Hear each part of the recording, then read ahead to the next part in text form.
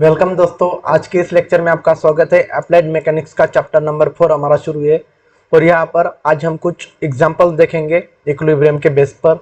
ठीक है, तो चलिए स्टार्ट करते बिना वक्त गवाए। और अगर आप इस चैनल पर नए हैं तो चैनल को सब्सक्राइब कर दीजिए ताकि हर एक नई आने वाली वीडियो को आपको नोटिफिकेशन सबसे पहले मिल सके।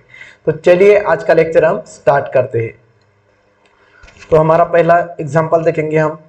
Determine the magnitude of the forces P and Q। यहाँ पर ये Q फोर्स दिख रहा है और ये P फोर्स दिख रहा है, इनकी हमें मैग्नीट्यूड फाइंड आउट करनी है for the given system of forces if it keeps the body in equilibrium. तो ये जो सिस्टम है ये इक्विलिब्रियम में है, मतलब यहाँ पर हम इक्विलिब्रियम की सारी कंडीशंस यूज करेंगे। कौन सी कंडीशन है इक्विलिब्रियम की? तो summation of F X is equal to zero, summation of F Y is equal to zero और summation of moment about any point is equal to zero. तो moment तो यहाँ पर लेने की जरूरत नहीं क्योंकि ये कॉन्करेंट फोर्स सिस्टम है, तो मोमेंट जीरो रहेगी यहाँ पर। ठीक है, तो यहाँ पर हम इस तरह से सॉल्व करेंगे। तो चलिए यहाँ पर हम जो इंक्लाइन फोर्सेस है, जैसे हम रिजल्टेंट फाइंड आउट करते हैं वही प्रोसीजर हम यहाँ पर यूज करेंगे। तो यहाँ पर जो पहले जो फोर्सेस इंक्लाइन है उनको हम रिजॉल्व करेंगे। तो यहाँ पर ये देखिए 80 किलो न्यूटन के फैक्टर्स इस तरह से आ जाएंगे हमारे इसके कंपोनेंट्स, और ये 80 cos 30 है हॉरिजॉन्टल कंपोनेंट, और ये 80 sin 30 है वर्टिकल कंपोनेंट। फिर यहाँ पर है 60 डिग्री, सॉरी यहाँ पर P4 देखिए इसके कंपोनेंट इस तरह से आ जाएंगे।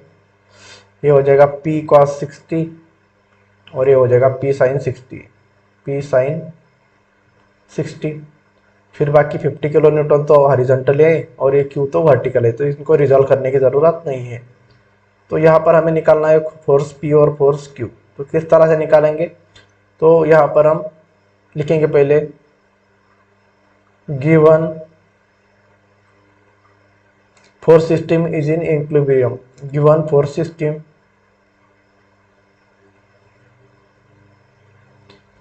is in equilibrium। तो यहाँ पर जो गिवन फोर्स की सिस्टम है यहाँ पर इक्विलिब्रियम में है। तो यहाँ पर हम पहली कंडीशन यूज करेंगे इक्विलिब्रियम की कि summation of F X is equal to zero होता है। तो हॉरिजॉन्टल कंपोनेंट देखेंगे हम कौन कौन से। यहाँ पर तो ये है 80 cos 30, तो यहाँ पर 80 cos 30 ये प्लस रहेगा क्योंकि राइट की तरफ जा रहा है। फिर नेक्स्ट आएगा horizontal component P cos 60 left की तरफ जा रहा है इसलिए माइनस रहेगा P cos 60। फिर नेक्स्ट है 50 किलो न्यूटन, ये लेफ्ट की तरफ जा रहा है इसलिए माइनस है, तो ये माइनस 50 किलो न्यूटन। फिर बस यही हॉरिजॉन्टल फोर्सेस है और फिर इक्वल टू जीरो। तो यहाँ पर 80 cos 30 और माइनस 15 की एडिशन कर देंगे, और यहाँ पर P है तो इसकी एडिशन इसके साथ में नहीं कर पाएंगे, तो इसे एज इट इज रखेंगे। फर्स्ट टर्म और लास्ट टर्म की एडिशन करेंगे तो ये 80 cos 30 माइनस 50, तो ये आ जाएगा 19.28। ये इनकी एडिशन आएगी 19.28। और यहाँ पर जो माइनस P cos 60 है उसे राइट की तरफ शिफ्ट करेंगे तो ये प्लस P cos 60 हो जाएगा। तो हमें P की वैल्यू चाहिए, तो हम क्या करेंगे 19.28 को ये यहाँ पर मल्टीप्लाई में cos 60, तो यहाँ पर ये डिवाइड में आ जाएगा cos 60 और यहाँ पर इक्वल टू P। तो P की value therefore P equal to हमारा आ जाएगा, देखिए 19.28 डिवाइडेड बाय cos 60, तो ये 38.56 आ जाएगा। 38.56, यहाँ पर सारे यूनिट्स किलो न्यूटन में, तो ये किलो न्यूटन में आ जाएगा। ये हो गया हमारा फोर्स P की मैग्नीट्यूड। अभी Q की निकालेंगे तो सेकंड कंडीशन यूज करेंगे, summation of F Y is equal to zero होता है। ये सेकंड कंडीशन इक्विलिब्रियम की हमने प्रीवियस जो चैप्टर था प्रीवियस लेक्चर में हमने देखी थी सारी कंडीशंस। ठीक है, अगर आपने वो वीडियो नहीं देखा है तो आप डिस्क्रिप्शन में लिंक मिल जाएगी, आप वहाँ पर जाके आप देख सकते हैं। ठीक है, तो ये summation of F Y is equal to zero है सेकंड कंडीशन। तो यहाँ पर वर्टिकल फोर्सेस देखेंगे 80 sin 30, 80 sin 30 है डाउनवर्ड है इसलिए माइनस रहेगा। फिर है P sin 60, ये भी माइनस रहेगा डाउनवर्ड है। फिर नेक्स्ट है हमारा Q, ये अपवर्ड है तो यहाँ पर ये प्लस Q रहेगा और यहाँ पर इज इक्वल टू जीरो। इन दोनों की एडिशन करेंगे और Q एज इट इज रखेंगे हम। माइनस 80 sin 30 माइनस तो यहाँ पर देखिए पी साइन 60 की भी हम यहाँ पर कैलकुलेट नहीं कर सकते क्योंकि पी की वैल्यू हमें नहीं पता है। तो यहाँ पर देखिए पी की वैल्यू हमें पता है, तो ये पी की वैल्यू हम इसमें पुट कर देते हैं। ठीक है, तो ये -80 साइन 30 ठीक से लिख देंगे इसे फिर -80 साइन 30 माइनस पी की जगह पर 38.56 ये वैल्यू हम पुट कर देंगे और मल्टीप्लाई में साइन 60 और ये plus Q is equal to 0। तो इसकी और इसकी हम एडिशन कर देंगे, तो ये -80 साइन 30 और ये -38.56 मल्टीप्लाई बाय साइन 60। एक मिनट फिर से कर देता हूँ मैं, -80 इंटू साइन 30 -38.56 साइन 60। तो यहाँ पर हमारी एन की एडिशन हो जाएगी -73.39 और ये plus Q is equal to 0। तो क्यू की वैल्यू आ जाएगी हमारी 73.39, यहाँ पर किलो न्यूटन यूनिट आएगा क्योंकि सारे फोर्सेस किलो न्यूटन में। तो इस तरह से हमें इसकी वैल्यूज फाइंड आउट करनी थी। तो चलिए नेक्स्ट एग्जांपल देखेंगे। अभी हम नेक्स्ट एग्जांपल देखेंगे, example number 3। A crank ABC carries two forces at point A and A and C as shown in figure. तो यहाँ पर ए पॉइंट की तरफ ये P4 दिख रहा है और यहाँ पर सी पॉइंट पर यहाँ पर 60 न्यूटन फोर्सेस दिख रहा है। तो ये दो फोर्स यहाँ पर दिए हुए हैं और रिमेन्स इन इक्विलिब्रियम, मतलब इक्विलिब्रियम की हम यहाँ पर कंडीशन यूज करेंगे और डिटरमाइन फोर्स P और फोर्स P की हमें मैग्नीट्यूड फाइंड आउट करनी है। तो किस तरह से मैग्नीट्यूड फाइंड आउट करेंगे वो हम देखेंगे। तो यहाँ पर हमें जो डायग्राम दी है उसकी हम फ्री बॉडी डायग्राम निकालेंगे। तो फ्री बॉडी डायग्राम हमने देखा था कि जो अननेसेसरी पार्ट्स है वो पार्ट्स हम नहीं निकालेंगे, जो मेन है इससे वो हम डायग्राम के निकालेंगे। तो यहाँ पर देखिए एक ए से बी तक एक वर्टिकल लाइन है, ए से बी तक यहाँ पर ये वर्टिकल लाइन है, समझो यहाँ पर ए पॉइंट है और ए पॉइंट से लेफ्ट की तरफ ए फोर जा रहा है P। फिर यहाँ पर पॉइंट बी है, बी पर यहाँ पर हिंग सपोर्ट दिख रहा है हमें। फिर यहाँ से एक राइट है, सी पॉइंट है यहाँ पर और ये सी पॉइंट पर यहाँ पर ये फोर्स अप्लाई हो रहा है 60 न्यूटन और इसका एंगल है 30 डिग्री हॉरिजॉन्टल के साथ में। और ये डिस्टेंस दिया हुआ है बी और सी के बीच में 400 mm। फिर यहाँ पर 300 mm दिया हुआ है।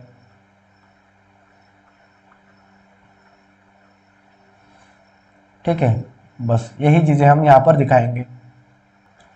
तो चलिए स्टार्ट करते हैं। तो यहाँ पर बताया कि यहाँ पर रिमेन्स इन इक्विलिब्रियम, तो यहाँ पर हमें फोर्स P की मैग्नीट्यूड निकालनी है। ठीक है, तो यहाँ पर जो फिगर है इक्विलिब्रियम में ऐसा हमें बताया गया है। तो यहाँ पर हम इक्विलिब्रियम की कंडीशंस यूज करेंगे। ठीक है, तो इक्विलिब्रियम की कंडीशन कैसे यूज करेंगे। तो पहली कंडीशन है summation of F X is equal to 0, फिर summation of F Y is equal to 0 और तीसरी है summation of moment about any point is equal to 0। तो समेशन ऑफ मोमेंट हम यहाँ पर यूज करेंगे, क्यों, क्योंकि यहाँ पर हमें डिस्टेंस दिए हुए है। तो समेशन ऑफ मोमेंट में डिस्टेंस का यूज होता है, इसलिए डिस्टेंस, अब अगर हम मोमेंट निकालेंगे summation of moment is equal to 0 ये कंडीशन यूज करेंगे तो हमें बहुत कम स्टेप्स में आंसर मिल जाएगा। ठीक है, बाकी की कंडीशंस में भी मिल सकता है आपको, लेकिन अगर समेशन ऑफ मोमेंट यूज करेंगे तो कम टाइम में मिलेगा। तो देखते हैं कैसे निकलेगा आंसर। तो हम यहाँ पर दिखाएंगे पहले कि गिवन फिगर या given body is in equilibrium. अगर इक्विलिब्रियम में है तो यहाँ पर summation of moment about point B लेंगे हम, यहाँ पर बी पॉइंट के अबाउट ये रहेगी 0। ठीक है, तो पहला फोर्स है यहाँ पर इंक्लाइन फोर्स है 60 न्यूटन, तो इसे हम रिजॉल्व करेंगे। तो यहाँ पर ये इसके कंपोनेंट हो जाएंगे इस तरह से, ये डाउनवर्ड डायरेक्शन में इसकी डायरेक्शन है। ठीक है, यहाँ पर देखिए डाउनवर्ड की तरफ है, तो डाउनवर्ड है तो इसके कंपोनेंट भी इस तरह से डाउनवर्ड की तरफ रहेंगे।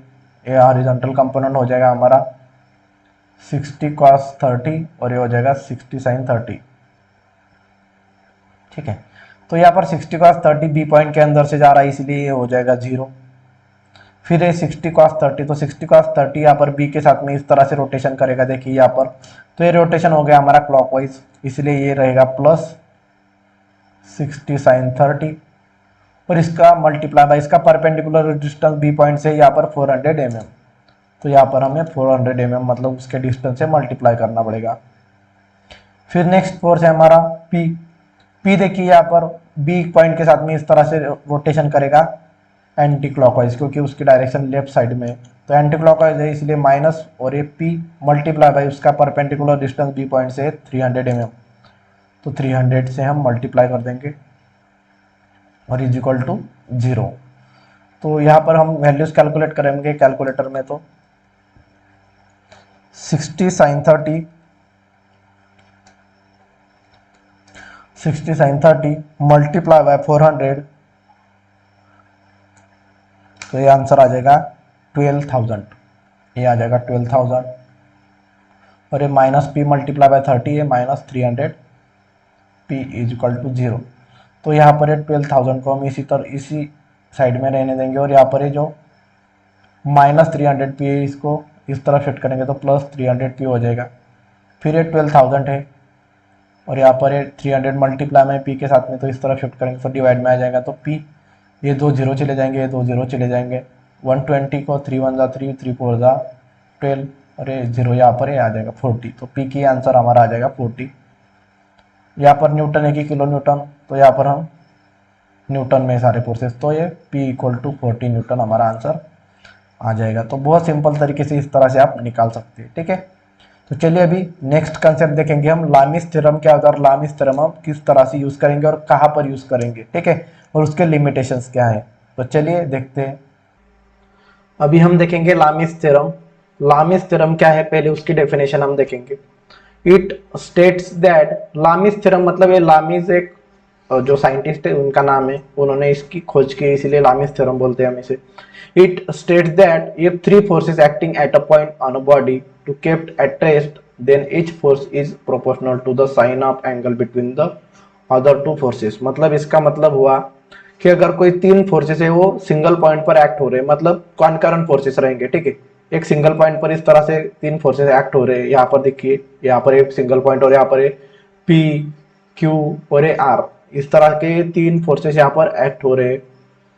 तो उन्होंने यहाँ पर बोला, और ये तीनों फोर्सेस अगर किसी बॉडी को इक्विलिब्रियम में रखते, मतलब रेस्ट कंडीशन में रखते, रेस्ट मतलब इक्विलिब्रियम में रखते, स्टेबल रखते, तो हर एक जो फोर्स रहेगा वो उस, तो जो अगर समझो फोर्स पी रहेगा, तो वो बाकी की जो 2 फोर्सेस है उनके बीच में जो एंगल है अल्फा, उसके साइन साइन एंगल लेंगे उसका, और उसके प्रोपोर्शनल में रहेगा। मतलब यहाँ पर देखिए P अपॉन साइन अल्फा दिख रहा है यहाँ पे हमें, तो ये देखिए किस तरह से, तो ये P फोर्स लेंगे और उसके प्रोपोर्शनल में ये रहेगा अदर तो 2 फोर्सेस हमारे ये बचे, तो ये दो फोर्सेस Q और R बचे, तो यहाँ पर P अपॉन ये 2 फोर्सेस के बीच का एंगल है अल्फा, इस तरह से लेंगे, इज इक्वल टू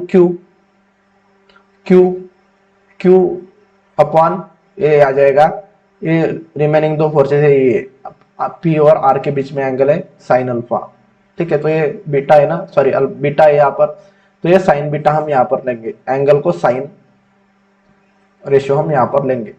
और फिर लेके नेक्स्ट आर फोर्स है, तो उसके जो रिमेनिंग 2 फोर्सेस है इनके बीच का एंगल है गामा, ठीक है, इसे हम गामा बोलते हैं, स्मॉल लेटर के आर जैसा ही है, ठीक है, ये गामा होता है, तो ये आर अपॉन साइन अल्फा। तो इस तरह से हमें लामिस थ्योरम ध्यान में रखना है, बहुत सिंपल है।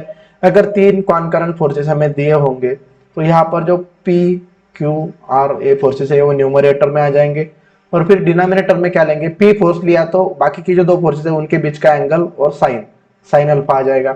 अगर Q फोर्स हमने ऊपर लिया तो साइन बीटा, मतलब यहाँ पर रिमेनिंग 2 फोर्सेस के बीच का एंगल है, उसके अपोजिट एंगल आ जाएगा। फिर देखिए R, तो R के अपोजिट देखिए 2 फोर्सेस के बीच का एंगल गामा, साइन गामा आ जाएगा, ठीक है, ये आपको ध्यान में रखना है।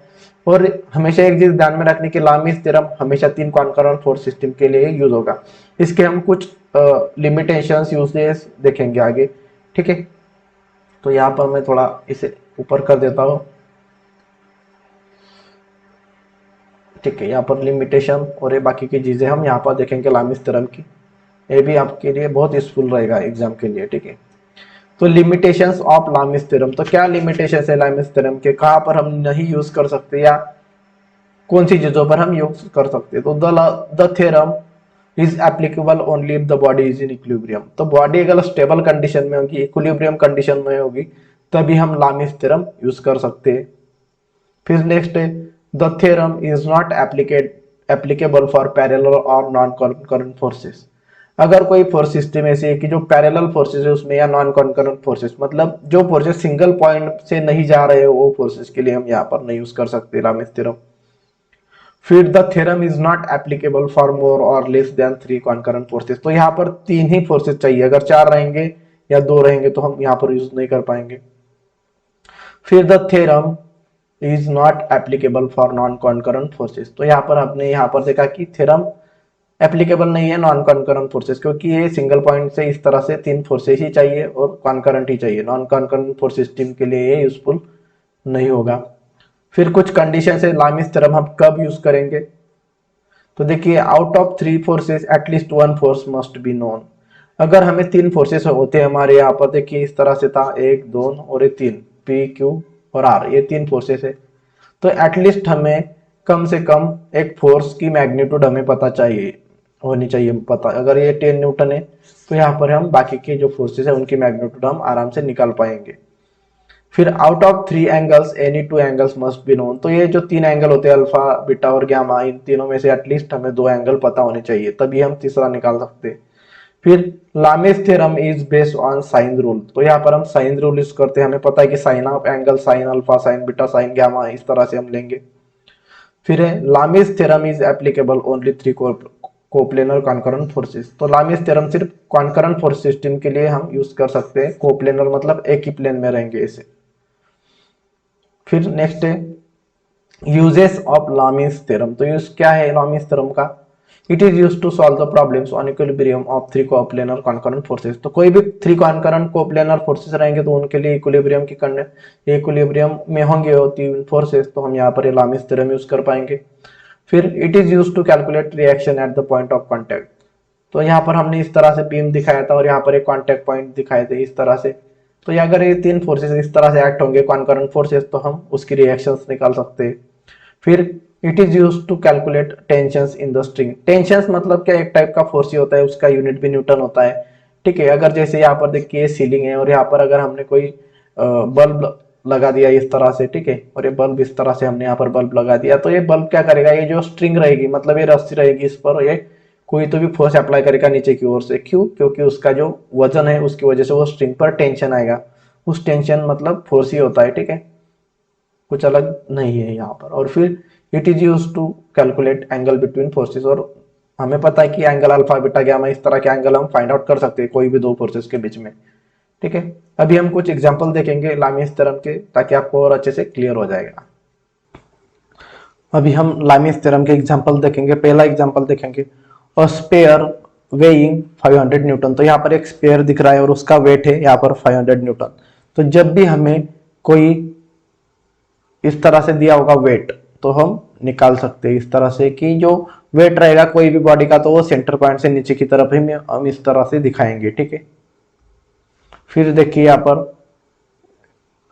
500 newton is supported by 2 planes, तो यहाँ पर ये 2 प्लेन से सपोर्ट कर रहा है, ठीक है। फिगर हमें नहीं दी हुई है लेकिन मैं आपको एक्सप्लेन कर रहा हूँ किस तरह से, ठीक है, आप ड्रॉ कर सकते हैं।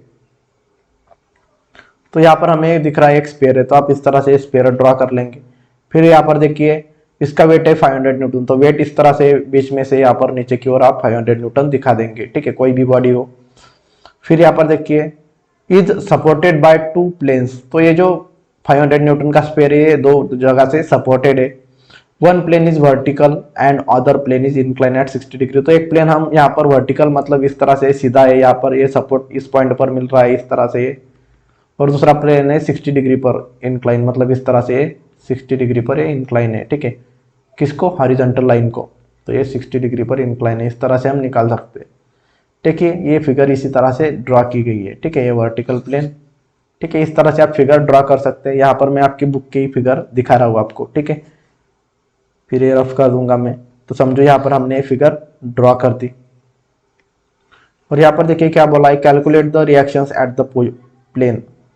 तो ये जो प्लेन है यहाँ पर, ये प्लेन यहाँ पर टच कर रहा है इस पेयर को, तो ये रिएक्शन कर रहा है। तो रिएक्शन आपको हमेशा ध्यान में रखनी कि 90 डिग्री में होती है। तो ये इस तरफ से शिफ्ट कर टच कर रहा है, तो ये रिएक्शन इस तरह से ये इस तरफ होगी, ठीक है। और ये सेंटर पॉइंट की तरफ 90 डिग्री में होगी या इस तरह से। फिर यहाँ पर ये टच कर रहा है, तो इस पॉइंट को 90 डिग्री में इस तरह से सीधा इस तरह की रिएक्शन होगी, ठीक है। तो हम क्या करेंगे, ये जो फ्री बॉडी डायग्राम इसकी ड्रॉ कर लेंगे ताकि हम लामिस थ्योरम यूज कर सकेंगे, ठीक है। तो यहाँ पर हम फ्री बॉडी डायग्राम पहले इसकी ड्रॉ करेंगे।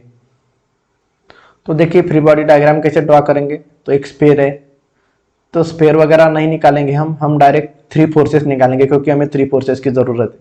तो यहाँ पर मैं आपको डायग्राम में बता देता हूँ पहले। ये फोर्स तो ये पहला 500 न्यूटन डाउनवर्ड हमारा आ जाएगा, ठीक है। ये डाउनवर्ड फोर्स हमारा आ जाएगा। फिर नेक्स्ट देखिए,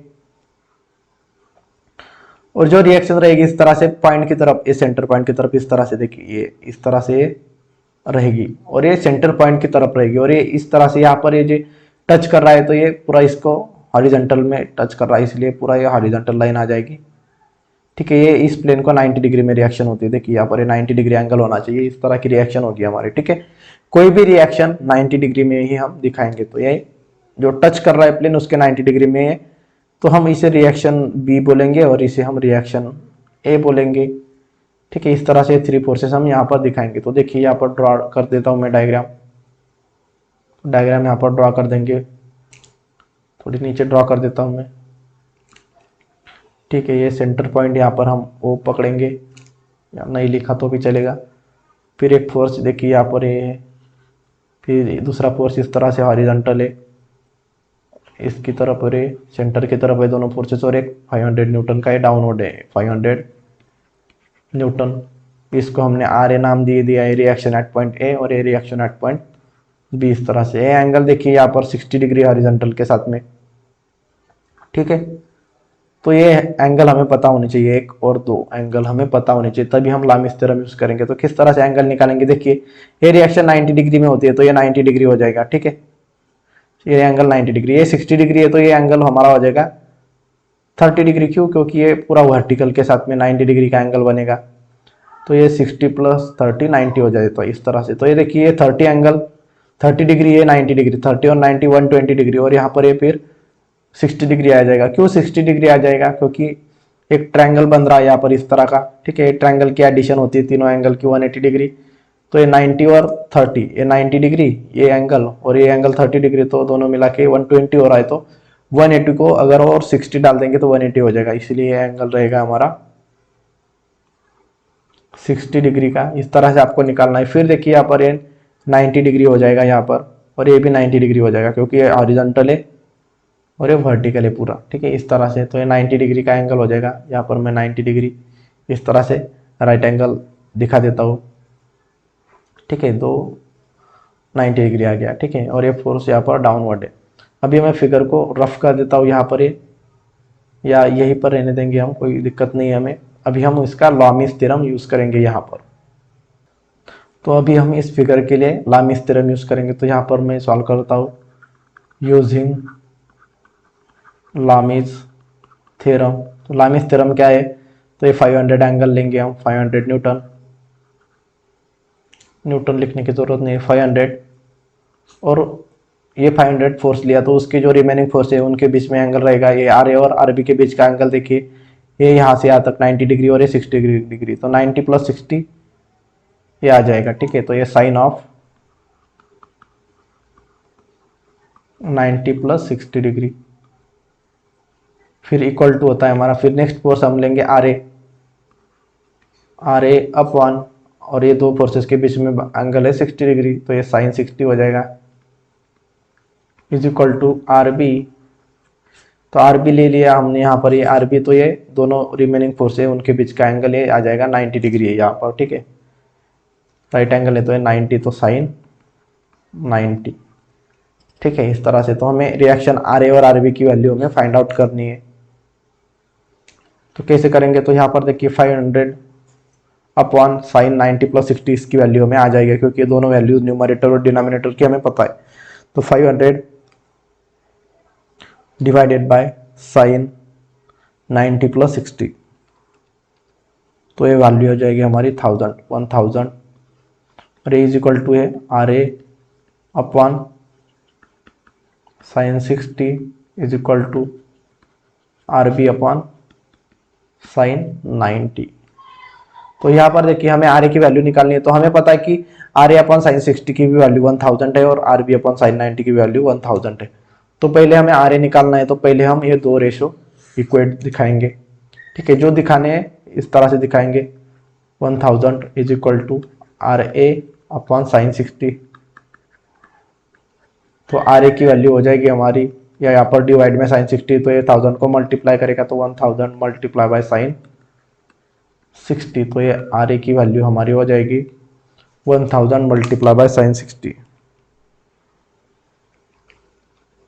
तो ये 866.025 न्यूटन आ जाएगा R A, reaction at point A. ठीक है, इसी तरह से आर बी की वैल्यू निकालनी है, तो आर बी ये जो रेशो है वो ये जो रेशो है 1000 के इक्वल दिखाएंगे ताकि हमें आर बी की वैल्यू मिले। तो हम क्या करेंगे, देखिए यहाँ पर 1000 equal to R B upon sine 90 है, तो ये साइन 90 यहाँ पर डिनोमिनेटर में, तो यहाँ पर ये मल्टीप्लाई में हो जाएगा साइन 90 और ये is equal to R B बचेगा। तो ये R B reaction at point B is equal to हमारा आ जाएगा 1000 मल्टीप्लाई बाय साइन 90, तो ये 1000 आ जाएगा हमारा 1000 न्यूटन। तो इस तरह से हमारे दोनों रिएक्शन हमने निकाल दिए, तो इसी तरह से हमें निकालना है। ठीक है, फिर देखिए नेक्स्ट एग्जांपल है हमारा example number 7, a sphere of weight 450 newton. तो एक यहाँ पर स्पेयर है 450 newton, rest in a groove of smooth incline surfaces which are making 60 degree and 30 degree inclination with horizontal. तो यहाँ पर हमें दिखाया गया है कि एक स्पेयर है, तो यहाँ पर हम स्पेयर ड्रॉ करेंगे इस तरह से एक गोल। तो इसका वेट है हमारा 450 न्यूटन, तो ये वेट हमेशा सेंटर पॉइंट से नीचे की ओर हम इस तरह से दिखाते हैं 450 न्यूटन। फिर देखिए rest in a groove of smooth incline surfaces, तो दो इंक्लाइन सरफेसेस है, एक है मेकिंग 60 डिग्री और 30 डिग्री एंगल।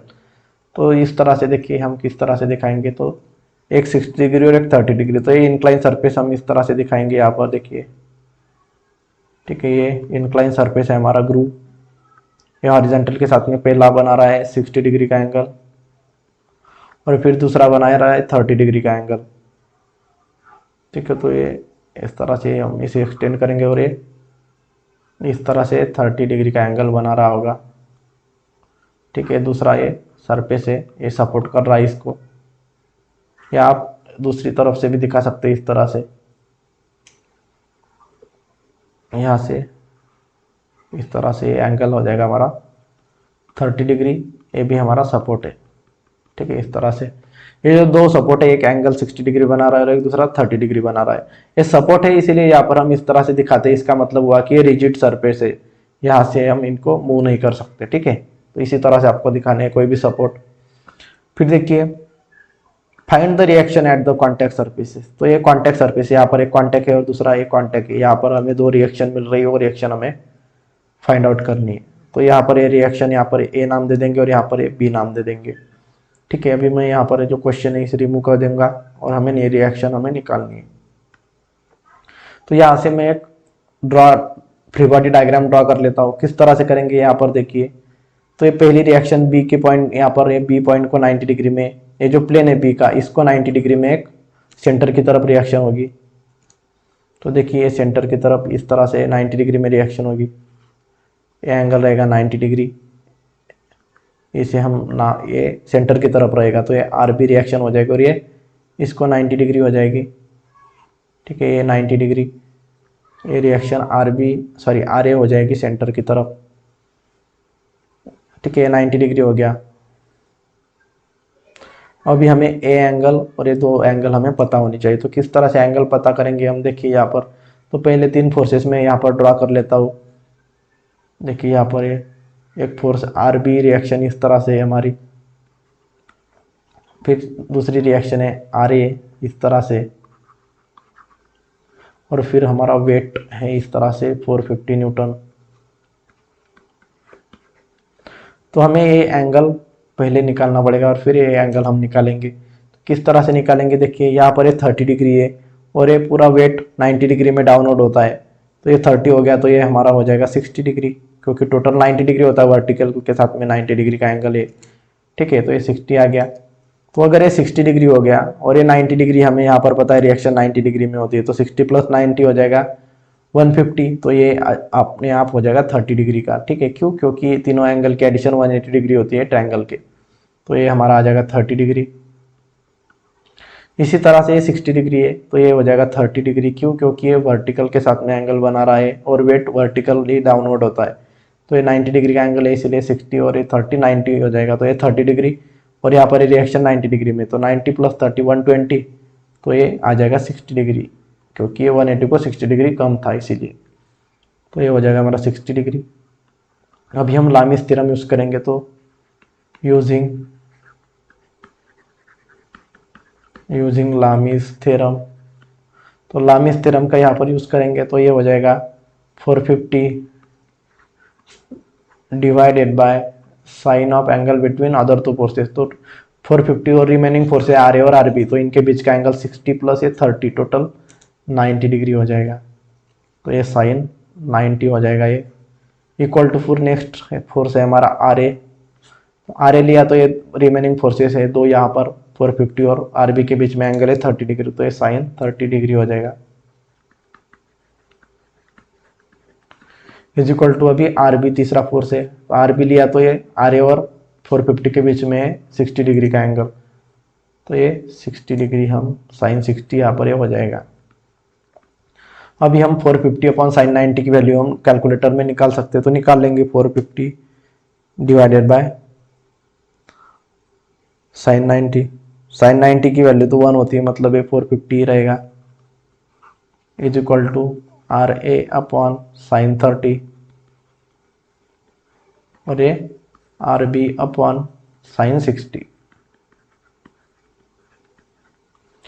तो यहाँ पर हम दोनों रेशो, पहला ratio R A upon sine 30 को 450 के इक्वेट करेंगे और फिर दूसरे को, तो ये देखिए 450 equal to R A upon sine 30, बहुत सिंपल है। ठीक है, तो ये साइन 30 डिनोमिनेटर में है, तो ये 450 को मल्टीप्लाई में आ जाएगा इस तरफ, साइन 30 इक्वल टू ये हो जाएगा आर ए, तो हमारी reaction at point A is equal to हो जाएगा 450 मल्टीप्लाई बाय साइन 30, तो ये 225 न्यूटन, 225 न्यूटन हमारी रिएक्शन एट पॉइंट ए आ जाएगी।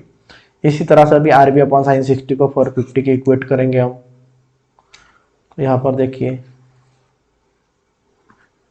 450 equal to R B upon sine 60, sine 60 denominator में, तो ये 450 को इस तरफ मल्टीप्लाई में आ जाएगा,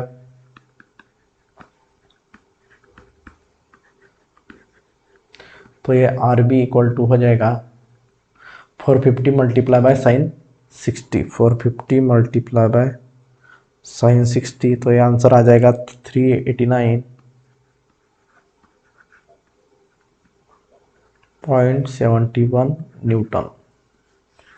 ठीक है, ये इस तरह से हमारा ये आंसर आ जाएगा।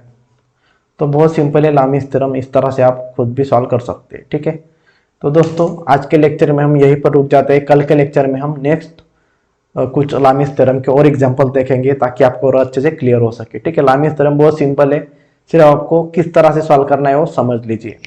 तो आज के लेक्चर में हम यहीं पर रुक जाते हैं। अगर आप इस चैनल पर नए हैं तो चैनल को सब्सक्राइब कर दीजिए और साथ में बेल आइकन को भी प्रेस कर दीजिए। तो मिलते हैं जल्दी कल के लेक्चर में, तब तक टेक केयर, बाय बाय।